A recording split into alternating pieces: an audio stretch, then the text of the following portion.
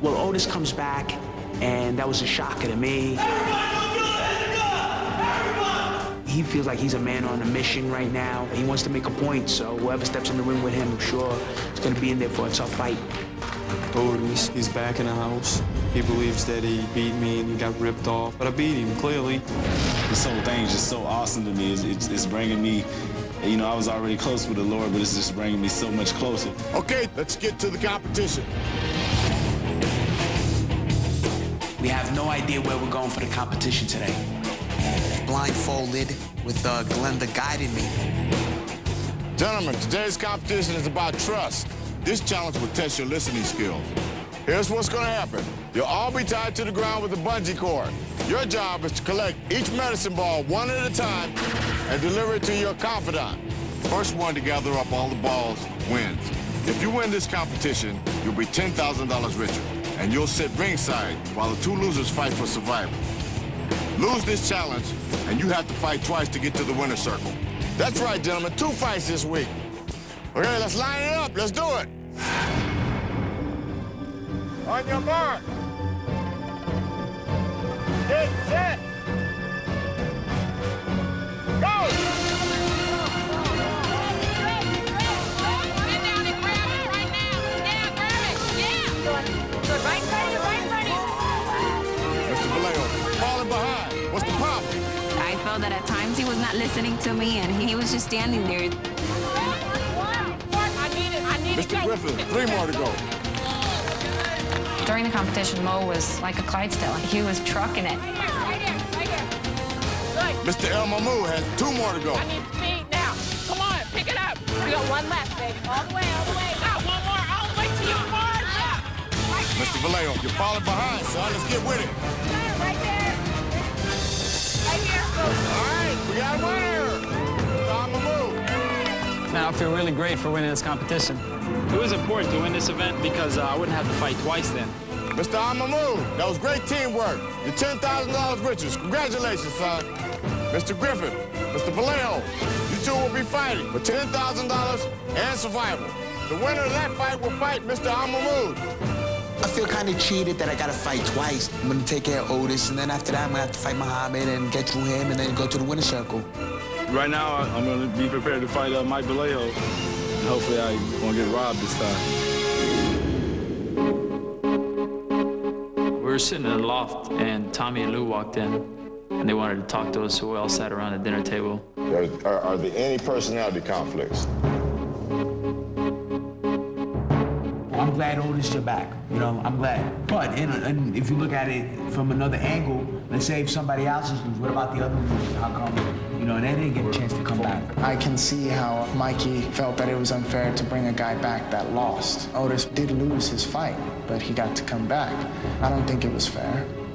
There was a man that rolled up out of here, Right. and there was a vacancy. We thought his fight was close enough where it could have went either way. Some discrepancies there. That's the only reason he got a shot.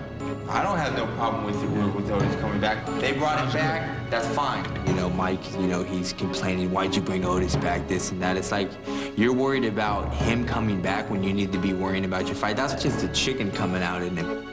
I feel kind of cheated that I got to fight twice. You guys only fought once, correct? To get into the same spot, now one of us is going to have to fight 2 times? I really didn't think that was fair. Victory's gonna be mine because God's on my side.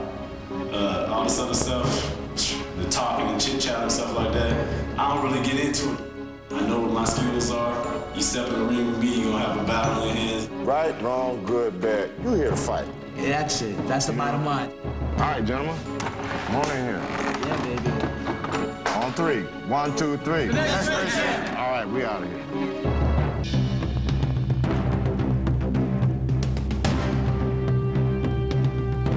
Glenda came over, and, you know, she just wanted to talk to me, just give me words of encouragement. Otis is a good fighter. He's in superb condition. But as far as his boxing skills go, his boxing skills are real mediocre. I know how to beat him. Okay, I that's just gotta fine. box him. Well, that's fine. I don't like the box. Well, I like to then, go in there what and the slow fuck? down. I like to go in there and just be the aggressor all the time. But I'm not good at pacing myself. Throw what you gotta throw. But don't be, like, running out of gas. So what you want me to do, just You bore him to box, hit him with the jab and run. Use the ring. These are all the guys are telling me, tell Mikey to use the ring. I guess they did not. I can tell him, do this, do that. He's not gonna do it. So he has his own plan. So thanks for coming by. Oh, that's it? You're kicking me out? Thanks for coming by. You're kicking me out? No, man. What, you don't want to hear my Babe, I don't want that attitude. Say I only know one speed, wide open, and that's just how I live life. Go out and get my best, and I just put it in God's hands, you know, and it's all up to Him. Boom, boom, boom. That little snap you get right there is that knockout, you know, boom. Then I just want to go in there and just try to knock people's heads off, you know, get the fight over and done with. You know, I don't get paid for overtime here. Let's say you have a boxer. How do you cut off the ring? How would you? I just go towards that shoulder. That's how I do it. Go towards that shoulder, then the opposite. If you believe in God and you put the work for it, then no man can stop you. A lot of times I come in, throw combinations, and one punch, boom. He's not expecting it to come in, throw a left hook, and that's the punch that surprises him. When the bell sounds, it's fight time, baby. It's fight time.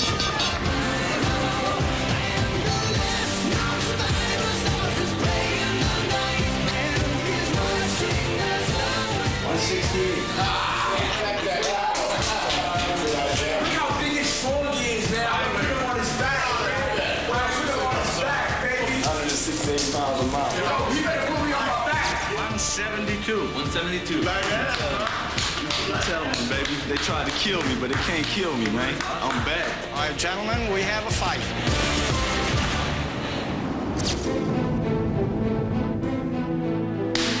Big fight coming up. Let's go. You ready? Ready. Showtime. Oh. Showtime. It's my time, Oscar. It's my time. That's what I've been working for. Tell me, why do you think you can win? There's a scripture in Proverbs that says, where victory comes, great advisors. You know, all through my life, I've had great advisors, you know. My beautiful family that the Lord has blessed me with. We do it for our family. That's why I'm here. That's why I'm here. That's why I'm here for them. I want my son to be proud of me. I want my Glenda to be proud of me. I want to do it for her. I want to do it for my son. We share a lot of similarities where I believe in the Lord. He's up here, I'm down here, just doing what He wants me to do. Is that the way you feel? Definitely, I feel like I'm an instrument for the Lord. Every day, all day. And I feel like this is part of His destiny that He's had planned for me from day one. You can do it, man. We all believe in you. All right, baby. Thanks.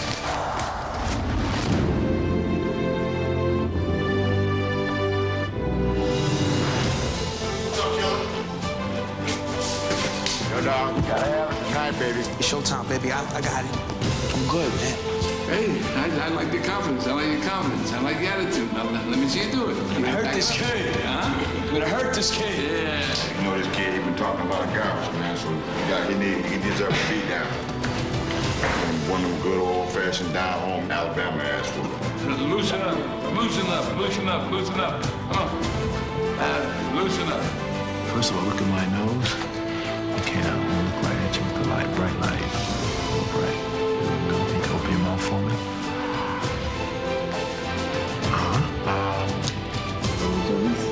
Right? Make him pay for what they took from you. Yeah, right. I love you. I love you too.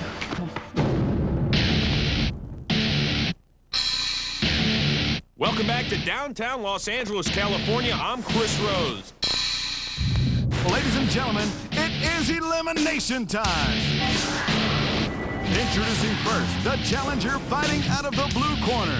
Weighing in at 172 pounds, wearing tonight the red trunks trimmed in white, joining us from Sacramento, California, please welcome Otis Triple OG Griffin. Boxing is a sport where you can talk a lot, but in the end you will be exposed because when you cross those ropes, bad training habits, bad eating habits, bad lifestyle, it shows up. And his opponent across the ring fighting out of the red corner. Weighing in at 168 pounds, wears tonight the ivory trunks trimmed in black and gold. Ladies and gentlemen, hailing from Miami, Florida, please welcome to the ring, the Pitbull, Mike Vallejo! I mean, I'm kind of ready. I'm going to walk in that ring and I'm going to feel great. And it's going to be a big relief to finally get in there and do what I came out here to do. That's to knock people's heads off. I'm going to go in there and I'm going to fight regardless. You know, I'm going to fight. If you ask Otis, I'm sure he'll tell you it's all war in there for me. And now for the final instructions, once again, your referee, John Shorley. Touch him up, come back with the belt. Good luck. Come to pain, baby. Here come the pain. And it's finally time, the moment these two gentlemen have been waiting for, the chance of a lifetime. Who will be the next great champ? Los Angeles, Chris Rose and Joe Martinez ringside as we are getting ready for the bout between Mike Vallejo and Otis Griffin. Both men not only fighting for survival on the next great champ, but also $10,000. Now Griffin, of course, he returned. Will it be triumphant? He is back in the ring and getting a second chance. John Shorley, our referee this evening, as we are underway. Griffin in the red trunks, Vallejo in the white, and you can see the Pitbull moniker right around his waist. Vallejo, his first action so far in this competition. Griffin, his second fight. Of course, he lost earlier to Jimmy Mintz, but got a reprieve when Fred Bachman backed out of the competition. Well, look at Griffin on the attack already. Something he didn't see from last week's fight against Jimmy Mintz. Oh! But Griffin took a solid punch from Vallejo, and Griffin is getting a standing 8 count from our referee, John Shorley. Now that's a knockdown. Well, that is going to cost him dearly in this first round. Well, the referee gave him that 8 count, so it's a 10-8 round right now in favor of Vallejo with that knockdown. So Vallejo now a little more spring in his step, as he does have a knockdown to his credit. And right away, that changes the whole game plan for Griffin. Let's see how he recovers from this. Of course, the judges have to score it 10-8 in favor of Vallejo if things stand pat for the rest of the round. And Griffin's still on the attack. He's not going to allow that knockdown to deter his game plan. And I think out of all the boxers, Otis Griffin is probably the best conditioned of them. Oh, look at this, a little showmanship on the part of the Miamian. Vallejo telling Griffin to come on, step to me. You have to be careful what you wish for against a guy like Otis Griffin. And now Vallejo just wanting to grab on for the ride. Well, Vallejo's seen Griffin fight already. He knows he's a little erratic at times. He can be here and there, so he might be trying to get into his head. And that'll do it for round 1. Vallejo lifting his arms triumphantly, but much more show than anything else in that first round from Vallejo. Without a doubt, Mike Vallejo won that first round because of the knockdown of Otis Griffin. But Griffin looks strong. He was on the attack, Joe. You got to use your jab. 2 and 3 jabs at a time, Otis. You heard Tommy Brooks over in the corner telling Griffin, you've got to use that jab, something that was missing from his arsenal in the fight he lost. He's going to have to bring it back. He's going to have to box.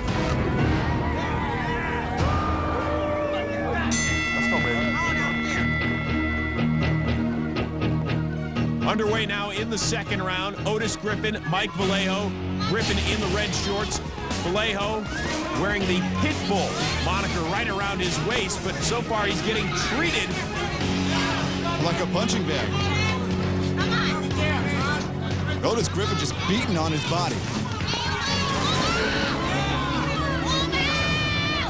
Yeah, one thing I'm seeing from Griffin right now is if this fight stays inside, he has the advantage. He's a lot stronger than Vallejo, and Vallejo's not going to be able to wear many of those punches. Well, he's taken a few to the head, a few rights, a few lefts, but without a doubt, Griffin trying to land combinations, much more aggressive than Vallejo. Griffin looking much more polished than he did in that first fight against Jimmy Mintz. He is a completely different fighter right now.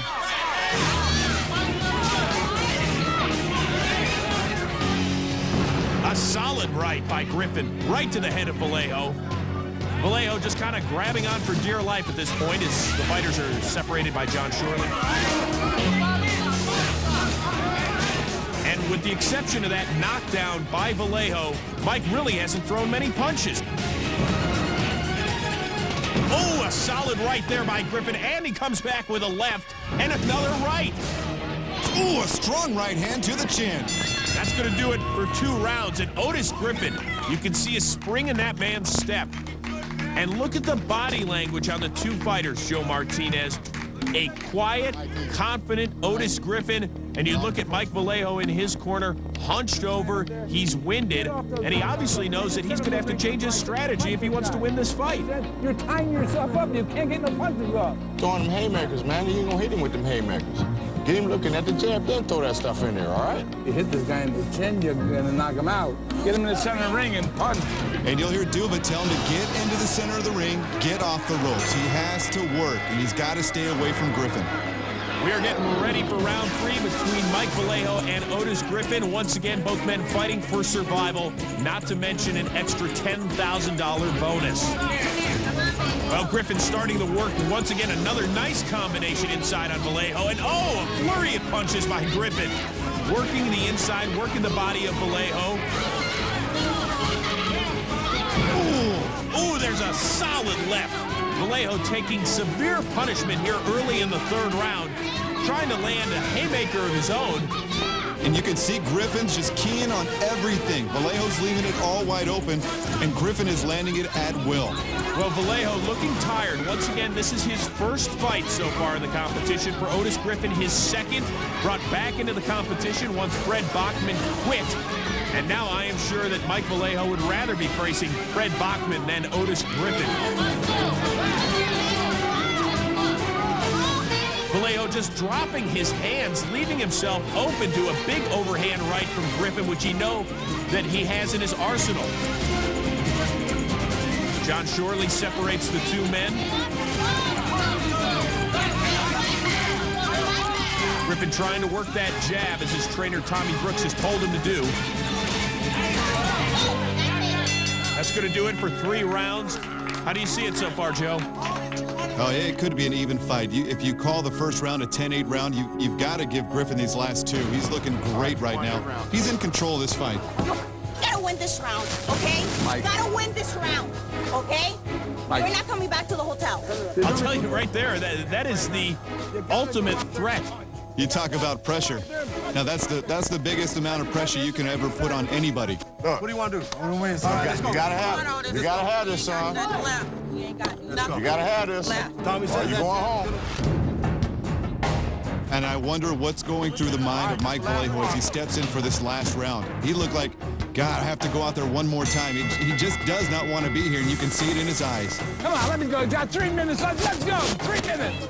Lou Duva trying to encourage his fighter, Mike Vallejo.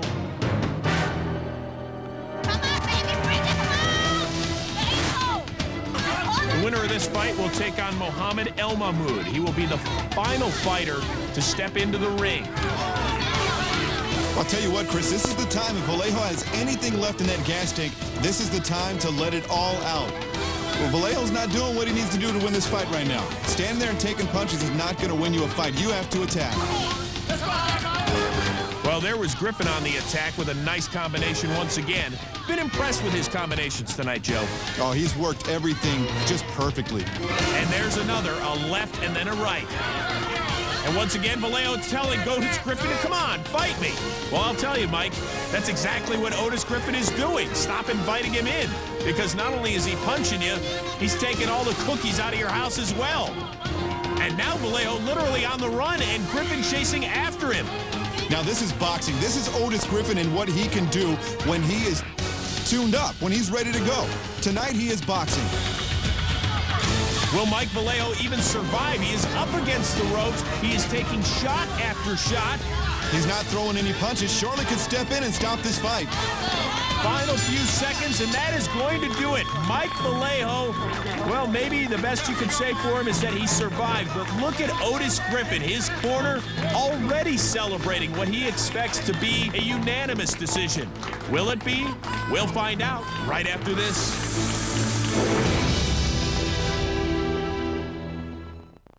Los Angeles, California for the next great champ. I'm Chris Rose. We are awaiting the judge's final decision in the fight between Mike Vallejo against Otis Griffin. Early on, Griffin might have taken a solid shot from Vallejo in that first round, but other than that, I'll tell you, Otis Griffin looked solid throughout this fight, throwing more punches than Mike Vallejo. So much on the line for both of these fighters. For both, it could be their last chance ever in the sweet science. So who will win? Who will go home? Whose dream is still alive?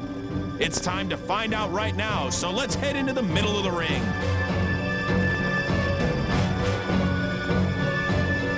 In fight games, it is unanimous. All three judges come to the same score, 38-37, for your winner.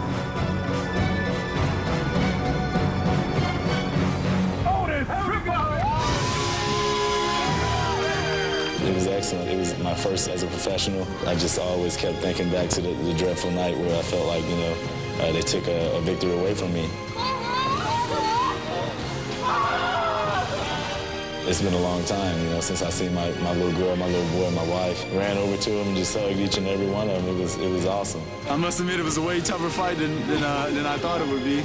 And that guy fought me with all his heart. I'm just happy that I'm one step closer to fulfilling God's prophecy.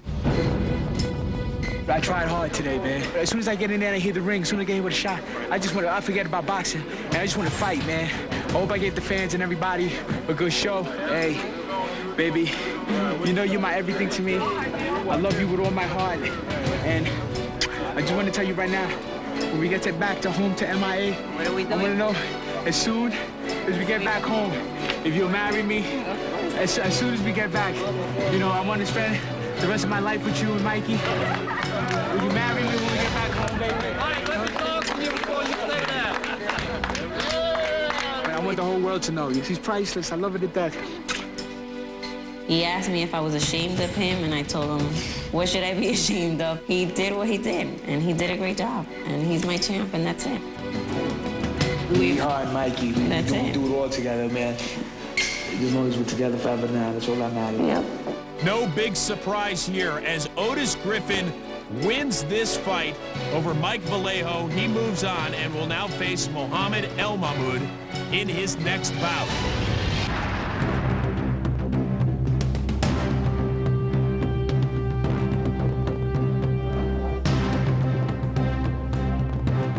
When I walked into the loft, I was pumped up because God's plan was just so evident. It's kind of overwhelming. Now we move on against Muhammad. You know, he's a great fighter. Nobody's gonna stop me from achieving this. It's just, you know, it's written. Congrats, man. You didn't know your kids were coming, huh, man?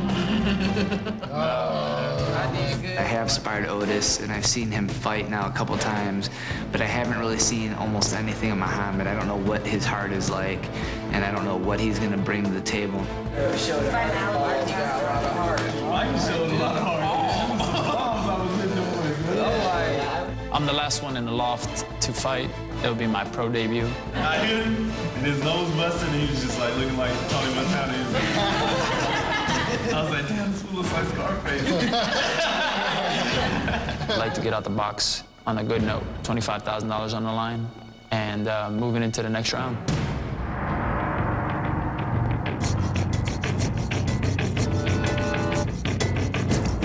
We got a special treat for you guys today. I want to introduce to you former world champion, Smoking Joe Frazier.